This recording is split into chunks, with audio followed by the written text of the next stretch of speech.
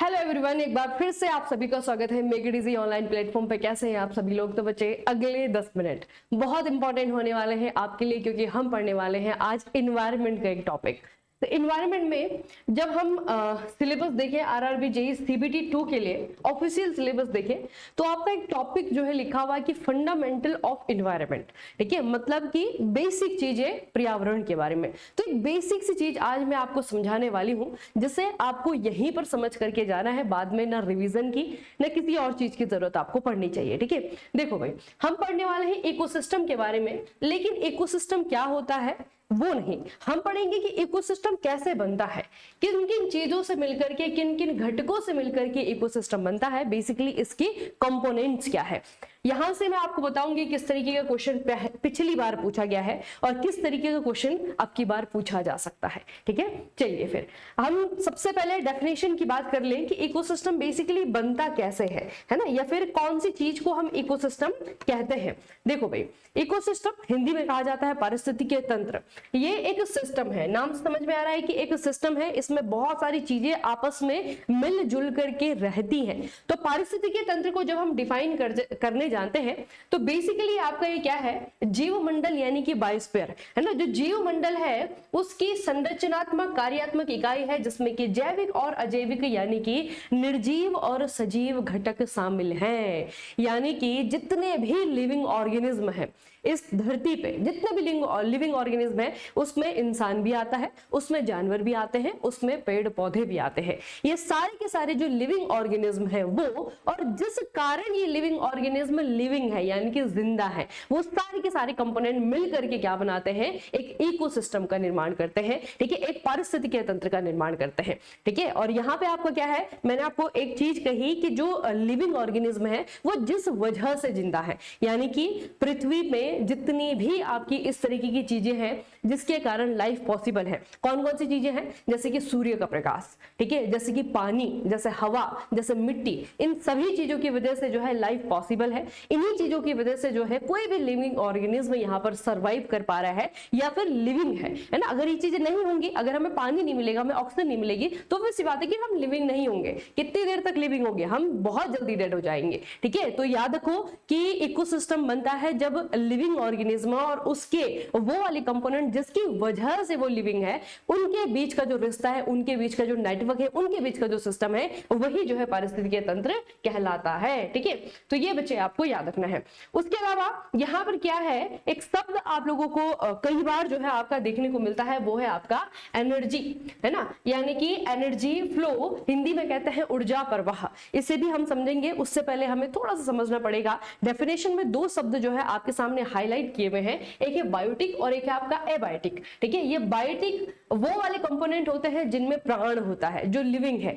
Abiotic कौन से वाले कंपोनेंट है, जिनमें जीवन नहीं होता है लेकिन जो जीवन के लिए जरूरी होते हैं। जैसे मैंने आपको कहा कि हवा है ना, जैसे मैंने आपको कहा कि सूर्य की जो रोशनी है, सूर्य की जो ऊर्जा है, उसके बिना जो है पॉसिबल नहीं है लिविंग ऑर्गेनिज्म का इस धरती पे सरवाइव करना, है ना। तो वो सारी की सारी चीजें क्या है, आपकी एबायोटिक है। ठीक है, तो इनको थोड़ा सा हम समझेंगे कि ये दो कंपोनेंट क्या क्या चीजें मिलकर के जो है दो कंपोनेंट बनाती हैं।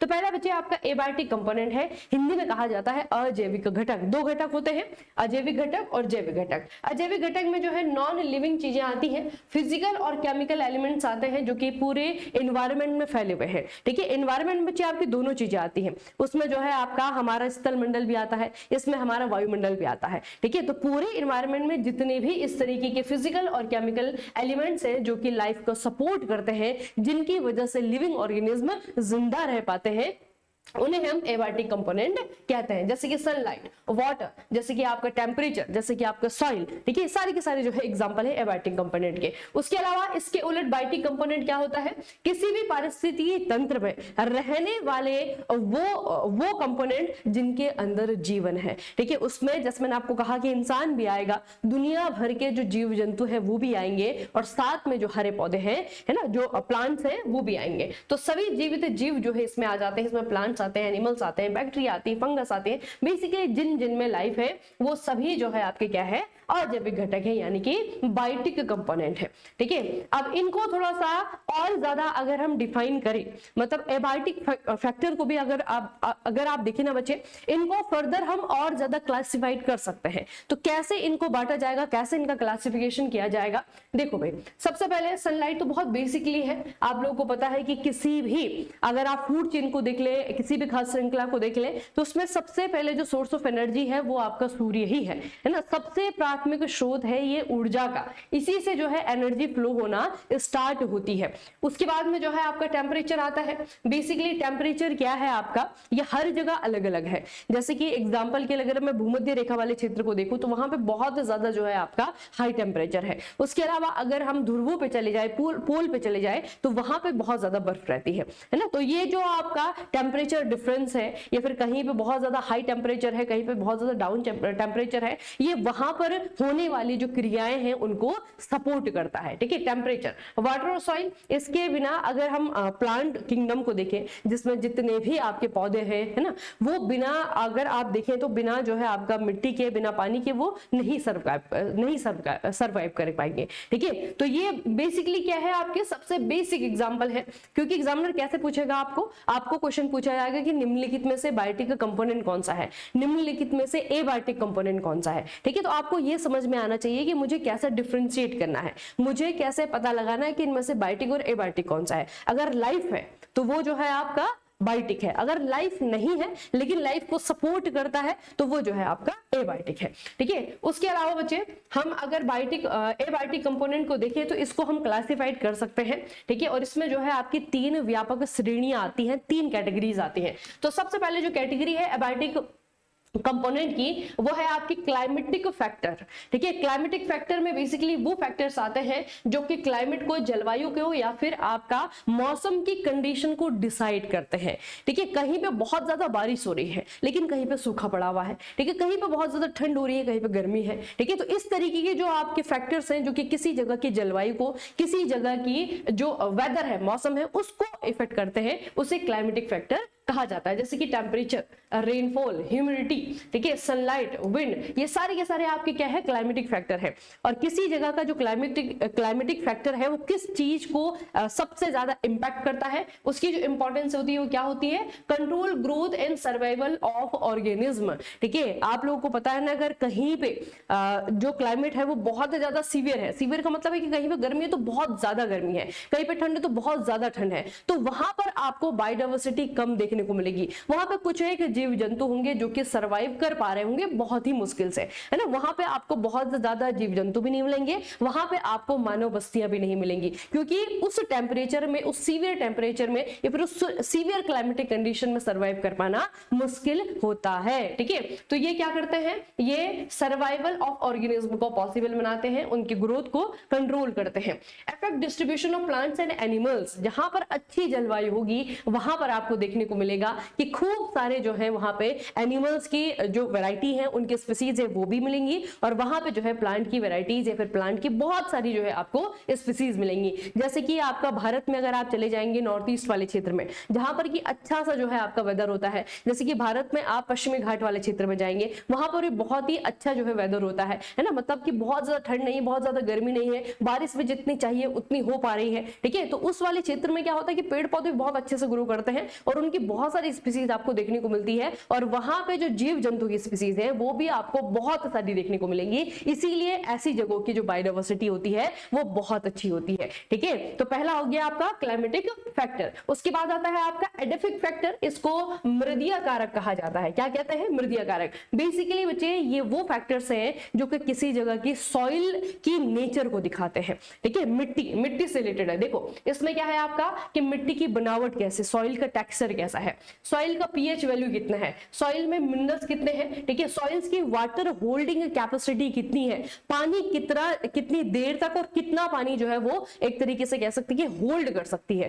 ठीक है, तो ये सारी की सारी चीजें जो है ये मिट्टी की कंडीशन को दिखाते हैं, और मिट्टी किसी जगह की मिट्टी जो है वहां की वेजिटेशन पे असर डालती है। अगर मिट्टी बहुत अच्छी है, जैसे मैंने आपको एग्जांपल दिया कि पश्चिमी घाट वाले क्षेत्र में जाइए, आप जो है नॉर्थ ईस्ट वाले क्षेत्र में जाइए, है ना, तो वहां पे जो है आपको पेड़ पौधे भी बहुत सारे देखने को मिलेंगे, अलग अलग टाइप की वैरायटी देखने को मिलेंगे। लेकिन वहीं आप चले जाइए राजस्थान में, ठीक है, राजस्थान में जो रेगिस्तान वाला, जो थार डेजर्ट वाला क्षेत्र है, वहां पर आपको मुश्किल से जो है प्लांट नजर आएंगे, और वो भी जो है एक ही कैटेगरी के सारी की सारी जो है आपके कांटेदार वृक्ष आपको देखने को मिलेंगे। ठीक है, तो बेसिकली आपका क्या है बच्चे कि किसी जगह की जो मिट्टी है वो डिटरमाइन करती है प्लांट्स के ग्रोथ को, कि पेड़ कितना ग्रो करेगा, होगा भी या नहीं होगा, है ना, इसको डिटरमाइन किया जाता है उस जगह की मिट्टी को। और दूसरा क्या है, influence micro organism and soil organism. ठीक है, मतलब कि जो मिट्टी होती है उसमें कितना माइक्रो ऑर्गेनिज्म है या फिर नहीं है, वो भी जो है आपका सॉइल के जो एडेफिक फैक्टर्स हैं उस पर डिपेंड करता है। ठीक है, तो ये है आपका एडेफिक फैक्टर। उसके बाद तीसरा आता है बच्चे टोपोग्राफिक फैक्टर, स्थलाकृतिक कारक। इसमें बेसिकली आपका क्या है कि जो फिजिकल फीचर है पृथ्वी का, अब फिजिकल फीचर का मतलब क्या होता है, पृथ्वी को अगर आप देखें तो कहीं पे आपको मैदान देखने को मिलेंगे, कहीं पे आपको रेगिस्तान देखने को मिलेंगे, कहीं पे आपको ऊंचे ऊंचे पहाड़ देखने को मिलेंगे, कहीं पे आपको जो है कहीं पे जो है आपको बिल्कुल समुद्र देखने को मिलेगा, है ना। तो अलग अलग प्रकार के फिजिकल फीचर्स जो है आपको हमारे देश में तो खास करके आप लोगों को बहुत ज्यादा डाइवर्सिटी देखने को मिलती है। यहाँ पर हर चीज है ना, यहाँ पे जो है तटीय क्षेत्र भी है, यहाँ पे पहाड़ी क्षेत्र भी, यहाँ पे मैदानी क्षेत्र भी है, यहाँ पे पठार भी है बड़े बड़े। तो हर तरीके की जो स्थलाकृति है वो भारत में देखने को मिलती है। इसमें आपकी क्या क्या चीजें आ जाती हैं, सबसे मेन इसमें बच्चे आपका एल्टीट्यूड है कि समुद्र तल से कितनी ऊंचाई पे है। तो obvious सी बात है कि जो समुद्रीय जो जैसे कि तटीय क्षेत्र है वो समुद्र तल से बहुत नजदीक है, लेकिन आप चले जाओ हिमालय पे, हिमालय पे क्या हो जाती है, ऊंचाई बहुत ज्यादा बढ़ जाती है, समुद्र तल से बहुत ज्यादा ऊंचाई पे जो है हिमालय वाले क्षेत्र आते हैं। तो एल्टीट्यूड कितना है, स्लोप ढाल कितनी है, डायरेक्शन ऑफ माउंटेन्स, पहाड़ों की ढलान कौन सी डायरेक्शन में है। ठीक है, तो ये सारी की सारी चीजें जो है आपकी क्या कहलाती हैं, टोपोग्राफिक फैक्टर्स कहलाती हैं। और ये किसी जगह के क्लाइमेट को, वेजिटेशन को, ठीक है, और हैबिटेट कंडीशन को, कि लोग यहाँ पर कितने ज्यादा रहते हैं, उसको भी जो है ये चीज क्या करती है, इफेक्ट करती है। एग्जाम्पल के लिए पहाड़ों में अगर आप जाओ तो पॉपुलेशन बहुत कम मिलेगी, लेकिन जहां पर रहना आसान है जैसे कि मैदानी क्षेत्र है, वहां पर आप देखो तो बिल्कुल खिचड़ी बनी हुई है ना। सारी जो दुनिया है वो बस मैदानी क्षेत्रों में रहना चाहती है ना, पहाड़ों में बहुत कम रहना चाहते हैं लोग। तो ये थोड़ा सा आपको याद रखना है बच्चे कि टोपोग्राफिक फैक्टर्स होता है, एडेफिक फैक्टर होता है और आपका क्लाइमेटिक फैक्टर होता है। और ये तीनों ही किसकी कैटेगरी है, ये तीनों ही कैटेगरी है अजैविक कारक यानी कि एबायोटिक कंपोनेंट की। उसके बाद में आ जाइए, हम बात करते हैं बच्चे आपका बायोटिक कंपोनेंट या फिर बायोटिक फैक्टर्स की। बायोटिक फैक्टर को भी अगर हम देखें तो हम उसको भी कैटेगराइज कर सकते हैं। ठीक है, उसको तीन भागों में कैटेगराइज किया जाता है।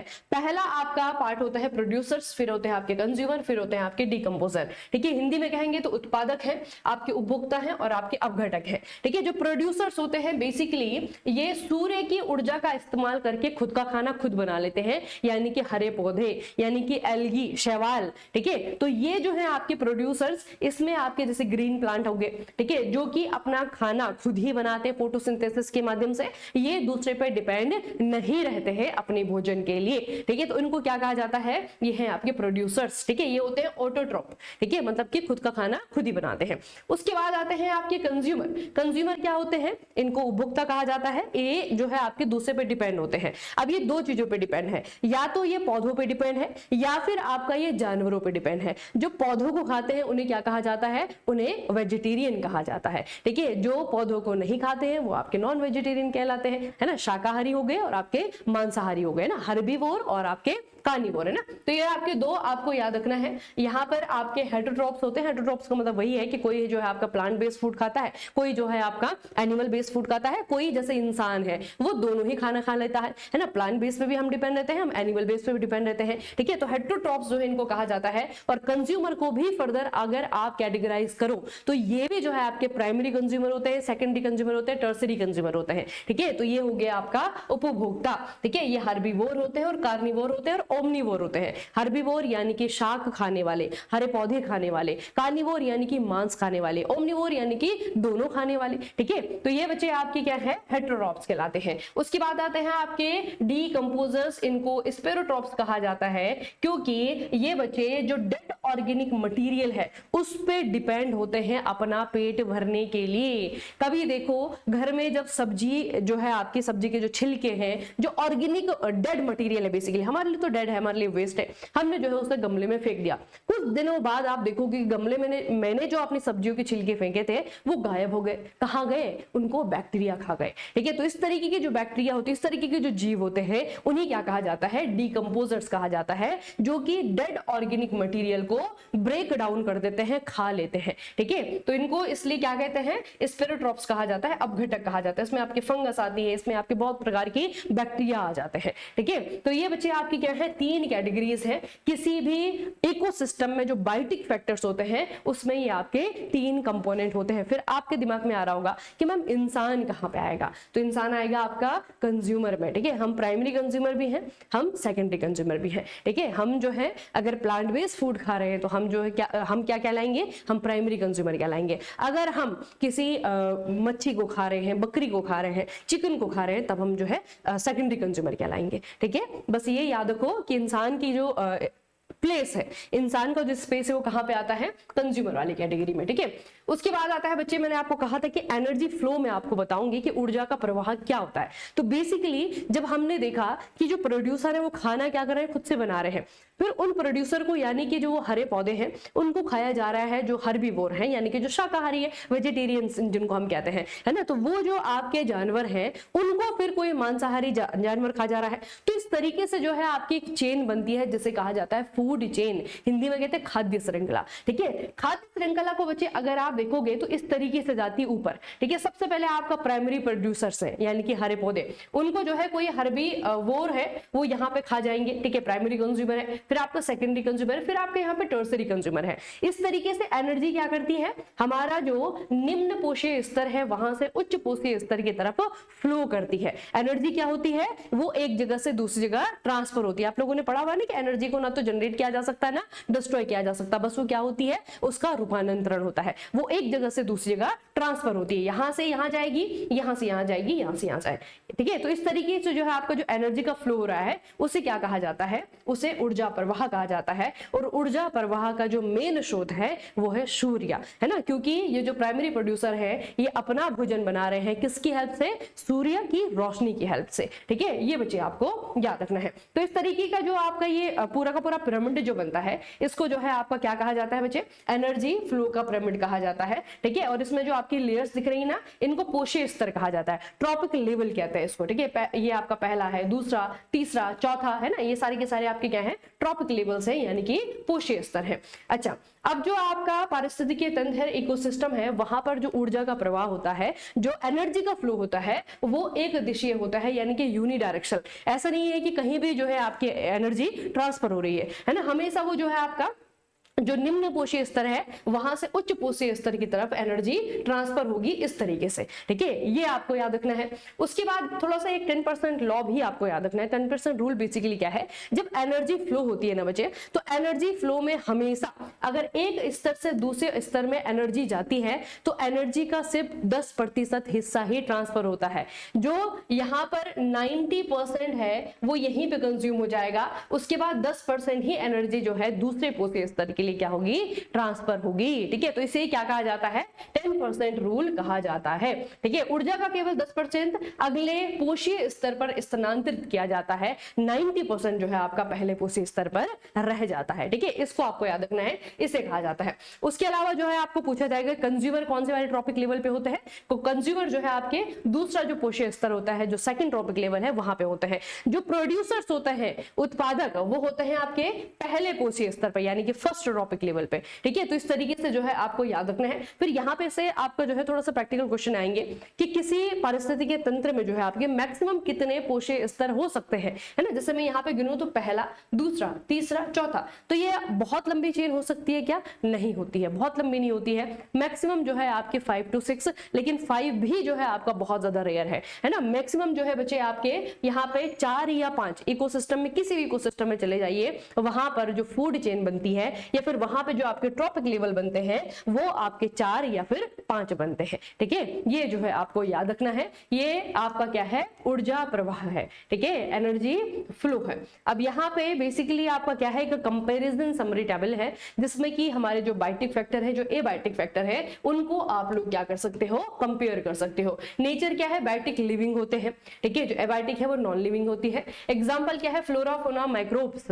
ठीक है, फ्लोरा यानी कि बहुत सारी पौधों की प्रजातियां, फोना यानी कि बहुत सारे जानवरों की प्रजातियां। उसके बाद में आपके एबायोटिक में आपका लाइट आ गया, टेम्परेचर, सॉइल, गैस, है ना, सबके सारी की सारी चीजें इसमें आ जाती हैं। फिर आते हैं आपके बायोटिक का।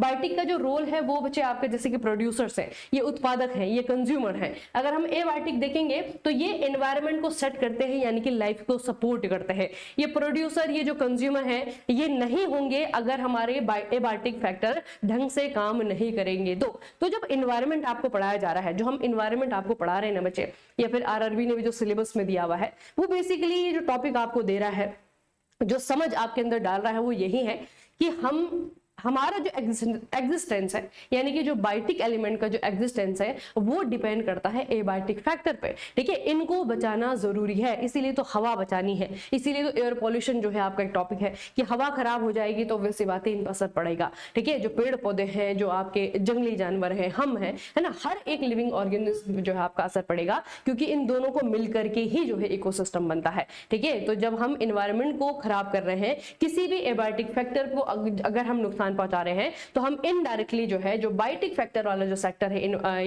इकोसिस्टम का, उसको भी नुकसान पहुंचा रहे हैं। ठीक है, तो ये आपको याद रखना है बच्चे। उसके अलावा जो है आपका यहाँ पर एनर्जी का ट्रांसफर हमने देखा, और ये जो एबायोटिक है, यहाँ पे आपका एनर्जी का ट्रांसफर नहीं, इसे कहा जाएगा सोर्स ऑफ एनर्जी। ठीक है, यहाँ पर एनर्जी का ट्रांसफर नहीं होता है, यहाँ से हम एनर्जी लेने का काम करते हैं। तो दोनों के बीच में कंपैरिजन भी आप लोगों ने देख लिया। अब जो है एक क्विक, मैं आपको बच्चे ये फ्लो चार्ट हमेशा याद रखना, अगर आप चाहें तो खुद से बना भी सकते हैं इसको। ठीक है, क्योंकि यहाँ पे क्या है कि जितना भी आपने हमें अभी तक थ्योरी पढ़ा है ना, उसको आप एक फ्लो चार्ट की मदद से आराम से याद रख सकते हो। तो 2 प्रकार के हमने जो फैक्टर पढ़े हैं, यानी कि इकोसिस्टम को बनाने वाले जो फैक्टर पढ़े हैं, वो है आपकी इकोलॉजिकल फैक्टर्स। क्या कहा जाता है, इकोलॉजिकल फैक्टर कहा जाता है। एक आपका एबायोटिक फैक्टर है, एक आपका बायोटिक फैक्टर है। एबायोटिक फैक्टर को अगर हम देखें तो क्लाइमेट फैक्टर, टॉपोग्राफिक और एडोफिक, यानी कि सॉइल फैक्टर। ठीक है, सॉइल फैक्टर में क्या क्या एग्जांपल होता है, soil texture, water, nutrition, air, atmosphere, temperature, organism. ठीक है, ये सारे के सारे जो है आपके एडोफिक फैक्टर कहलाते हैं। ये सारे इसलिए बता रही हूं क्योंकि क्वेश्चन इसी टाइप से आएगा, आपको पूछा जाएगा निम्नलिखित में से कौन सा एबायोटिक फैक्टर है, निम्नलिखित में से कौन सा एडोफिक फैक्टर है, इस तरीके से क्वेश्चन पूछा जाता है। ठीक है, उसके बाद में आपका टॉपोग्राफिक है। टॉपोग्राफिक में आपका एल्टीट्यूड आ गया, लॉन्गिट्यूड, लैटिट्यूड आ गया। ठीक है, आपकी स्टेपनेस ऑफ द एरिया आ गया, मतलब ढलान। ठीक है, डायरेक्शन ऑफ द एरियाज आ गया, एक्सपोजर ऑफ द एरियाज आ गया। ये सारी के सारे जो है आपके टॉपोग्राफिक फैक्टर है। फिर आपका क्लाइमेट आ गया। क्लाइमेट में जो है आपका लाइट आ जाती है, इसमें आपका टेम्परेचर, प्रेसिपिटेशन, एटमॉस्फेरिक एयर आ जाता है, एटमॉस्फेरिक विंड आ जाती है, एटमॉस्फेरिक ह्यूमिडिटी आ जाता है, एटमॉस्फेरिक प्रेशर यानी कि वायुदाब आ जाता है, और आपका फायर आ जाती है। ठीक है, ये सारे के सारे आपके क्या है, क्लाइमेटिक फैक्टर है। फिर आते हैं दूसरे पे, बायोटिक फैक्टर पे। ये जो है आपका प्रोड्यूसर, जिनको हम ऑटोट्रॉप्स कहते हैं, और दूसरा आपका हेटरोट्रॉप्स यानी कि कंज्यूमर और डीकंपोजर, है ना। कंज्यूमर में आपका क्या है, फर्स्ट जो प्राइमरी कंज्यूमर होते हैं, सेकेंडरी कंज्यूमर होते हैं, और आपके टर्सरी कंज्यूमर होते हैं। ठीक है, तो ये पूरा का पूरा चार्ट है, ये पूरा चार्ट जो है इकोलॉजिकल फैक्टर को बताता है, मतलब कि वो फैक्टर, वो चीज है जो कि किसी इकोसिस्टम को बनाती है। ठीक है, इनका आपस में रह करके ही जो सिस्टम बनता है, वही जो है आपका इकोसिस्टम कहलाता है। तो एक डेफिनेशन भी आपको समझ में आ गई। ठीक है, इन दोनों के बीच में, मतलब कि बायोटिक फैक्टर और जो आपका एबायोटिक फैक्टर है, इन दोनों के बीच में अगर कोरिलेशन नहीं होगा तो वैसी बात है कि इकोसिस्टम एग्जिस्ट ही नहीं करेगा। इनके बीच का जो रिलेशन है वो हमेशा होगा, तभी जाकर के कोई इकोसिस्टम बनेगा। ठीक है, और इनके अगर हम किसी भी इकोसिस्टम की किसी भी एक कड़ी को नुकसान पहुंचाते हैं, ठीक है, अगर हम बायोटिक फैक्टर को किसी भी एक कड़ी को नुकसान पहुंचाएंगे तो वो पूरा का पूरा जो आपका एनवायरनमेंट है, पूरा का पूरा जो इकोसिस्टम है, उसे नुकसान पहुंचेगा। ठीक है, तो ये जो है बच्चे, इनका जो सह अस्तित्व है या फिर को रिलेशन है, वो आपको याद रखना है। क्वेश्चन कैसा पूछा गया था, आरआरबी में क्वेश्चन पूछा था लास्ट टाइम, निम्नलिखित में से कौन सा किसी पारिस्थितिकीय तंत्र में अजैविक कारक का एक उदाहरण है। तभी मैंने इतने सारे एग्जांपल आपको दिए हैं, ठीक है। अजैविक कारक का उदाहरण कौन सा है? एट अमाउंट ऑफ सनलाइट है, पॉपुलेशन ऑफ डियर है, फॉरेस्ट ऑफ पाइन ट्री है, या फिर कम्युनिटी ऑफ बैक्टीरिया है, ठीक है। अब यहाँ पे क्या है? बैक्टीरिया, ये आपका लिविंग है, ट्रीज है लिविंग है, डियर यानी कि हिरन ये भी आपका लिविंग है। तो वैसी बात ये तीनों ही जो है आपके क्या है? बायोटिक फैक्टर है, ये तीनों ही क्या है? बायोटिक फैक्टर है। ये है आपका सनलाइट, ठीक है। सनलाइट है आपका एबायोटिक, और एबायोटिक में भी कौन सा वाला है? क्लाइमेटिक वाला, ठीक है। तो ये हो गया आपका सनलाइट। अच्छा, आपके लिए भी है क्वेश्चन, अब ये है आपका क्वेश्चन फ्यूचर का, कैसे पूछा जा सकता है? पूछा है कि निम्नलिखित में से कौन सा मृदीय कारक का एक उदाहरण है, ठीक है। एडाफिक फैक्टर का एक एग्जांपल बताइए। ह्यूमिडिटी है, सॉइल न्यूट्रिशन है, एल्टीट्यूड है, और आपका विंड वेलोसिटी है। ये आप लोगों को मुझे बताना है। कैसे बताओगे? कमेंट सेक्शन में कमेंट करके बताओगे। उसके अलावा अगर आप आरआरबी जेईई सीबीटी 2 की प्रिपरेशन करना चाहते हो और कम समय में करना चाहते हो, तो आरआरबी जेईई के लिए नॉन टेक्निकल का पूरा लाइव क्रैश कोर्स चलाया जा रहा है, जिसमें कि 50 नंबर का जो आपका नॉन टेक्निकल सब्जेक्ट है उनको तैयार करवाया जा रहा है, ठीक है। आपका रिवीजन है, आपका थ्योरी मटेरियल है, आपका प्रैक्टिस है, सब कुछ जो है इसमें आपको मिलेगा। डाउट सेशन है, डाउट सॉल्विंग है, सब कुछ जो है आपको यहाँ पे मिलेगा, ठीक है। और उसके अलावा अगर इन्वायरमेंट और कंप्यूटर अगर थ्योरी कंप्लीट करना है किसी ने, अगर आपको लगता है कि साइंस मेरी कंप्लीट है, जीके मेरी कंप्लीट है, करंट अफेयर में कर लूंगा, मुझे सिर्फ एनवायरनमेंट और सिर्फ कंप्यूटर पढ़ना है, तो ये बच्चे आपके पूरा का पूरा जो है आपका एक कंप्लीट कोर्स है, ठीक है। थ्योरी पूरी कंप्लीट है, यहाँ पे एनसीईआरटी पूरी की पूरी पढ़ाई हुई है, ठीक है। और उसके अलावा जो है आपका जो आजकल प्रैक्टिस सेशन चल रहे हैं वो भी आपको यहाँ पे लाइव मिल रहे हैं, ठीक है। और कोई जॉब वाले जो बच्चे हैं जिनके पास में समय नहीं है वीडियो लेक्चर देखने का, कोर्स जो है उनके लिए अभी अप्रोप्रिएट नहीं रहेगा, तो आप लोगों के लिए बच्चे आपका एक थ्योरी फॉर्म में, ठीक है, थ्योरी फॉर्म में ई बुक बनाई गई है एनवायरनमेंट की। आरआरबी जेईई एनवायरनमेंट की ई बुक है, पूरा का पूरा जो कोर्स का कंटेंट है वो मैंने यहाँ पे एक कह सकते हैं कि ई बुक में जो है आपका डाल करके आपको आपके लिए तैयार किया है, ठीक है। तो ये भी जो है आपके लिए एक ऑप्शन है। जिन लोगों के पास में समय नहीं है, समय का अभाव है, आप लोगों को सिर्फ अगर थ्योरी पढ़ करके काम चलाना है अपना, तो आप जो है इसे पढ़िएगा। 101% बच्चे यहीं से आपका क्वेश्चन आना है। और जैसे मैंने आपको कल बताया भी था, है ना, कल मैंने आपके लिए जो है एक स्ट्रैटेजी वाला वीडियो लिया था, तो उसमें मैंने आपको बताया था कि किस तरीके से जो है आप अपने जो 20 मार्क्स है उनको सिक्योर कर सकते हो। ऐसा नहीं सोचना है कि ये सब्जेक्ट पढ़ करके हमें कोई फायदा नहीं होने वाला है फ्यूचर में, ठीक है। अगर आप अभी इन सब्जेक्ट को पढ़ लेते हो तो फिर फ्यूचर में तो तैयारी करने की जरूरत ही नहीं है, ठीक है। आप 20 में से 20 नंबर लेकर के आ सकते हो दोनों सब्जेक्ट में, क्योंकि बहुत ज्यादा हमको हाथ पैर नहीं मारने हैं, जितना सिलेबस दिया हुआ है वही बस हमें पढ़ना है। और थोड़ा सा जहां जहां पे हमें लगता है कि अच्छा ये वाले क्वेश्चन पूछे जा सकते हैं, जैसे कि आजकल आरआरबी का ट्रेंड चल रहा है, उस ट्रेंड के अकॉर्डिंग थोड़ा सा एक्स्ट्रा चीजें हमें कर लेनी है। बाकी कुछ भी बच्चे हमें यहाँ पे एक्स्ट्रा नहीं करना है। पूरे 10 के 10 नंबर जो है आपके, पूरे 20 के 20 नंबर जो है दोनों सब्जेक्ट हमें दिलाने के लिए तैयार है, ठीक है। चलिए फिर इस सेशन को यहाँ पे समाप्त करते हैं, मिलेंगे आपको दूसरे टॉपिक में। तब तक के लिए पढ़ते रहिए, बढ़ते रहिए, अपने खूब सारे ख्याल रखिएगा। आप सभी का बहुत बहुत धन्यवाद।